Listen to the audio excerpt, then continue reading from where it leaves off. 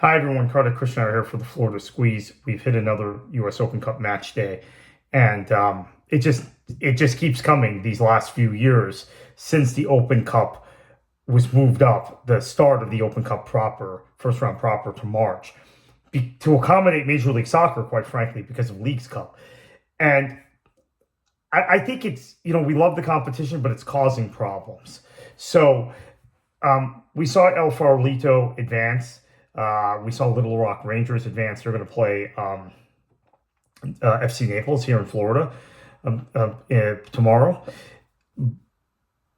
But in general, we're seeing amateur teams not perform. And we saw Des Moines advance, right? But Des Moines has got Sasha Kleiston and Benny Feilhaber and Bradley Wright Phillips um, and Dax McCarty, speaking of Floridians, etc.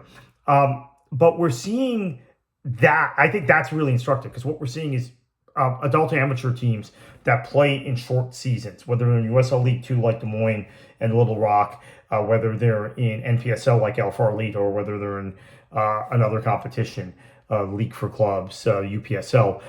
Although UPSL has spring and fall seasons also. But if they're in some sort of summer league, having to get creative with their roster build.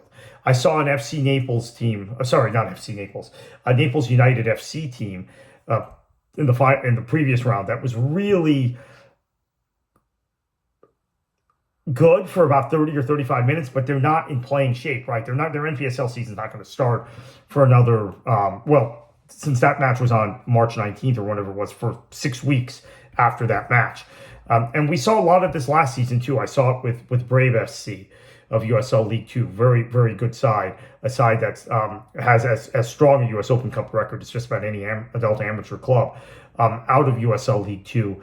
That they played the Savannah Clovers. I was there for that match last year, and they were good for a certain period of time, but the fitness levels weren't there. So the moving of the cup up has affected the competitiveness of adult amateur teams and has taken some of the romance of the cup. And I'm stressing it's just some, but has taken some of it away. In addition to the fact that it's tripping over the start of the USL championship and League One seasons, to where maybe this is me being a little selfish and me being a little older and not quite having the energy I had when I was in my 20s, saying, my gosh, I'm going Friday, Saturday, Sunday, USL, and USL on the women's side too, Super League.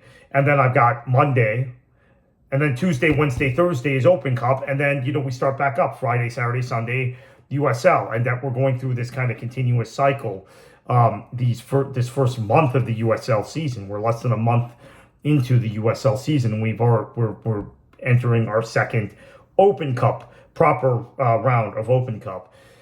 So it's all a bit exhausting, but it's also a reminder that maybe as MLS considers changing their calendar, USL opens into another kind of paradigm with promotion and relegation and a clear three-tiered professional league system, that the Open Cup, the dates of the Open Cup, and maybe the timing of the Open Cup can be shifted, and perhaps even eligibility in terms of the Open Cup. Because what makes the Open Cup so great is the adult amateur clubs. It is the Cinderella stories. It is the David versus Goliaths.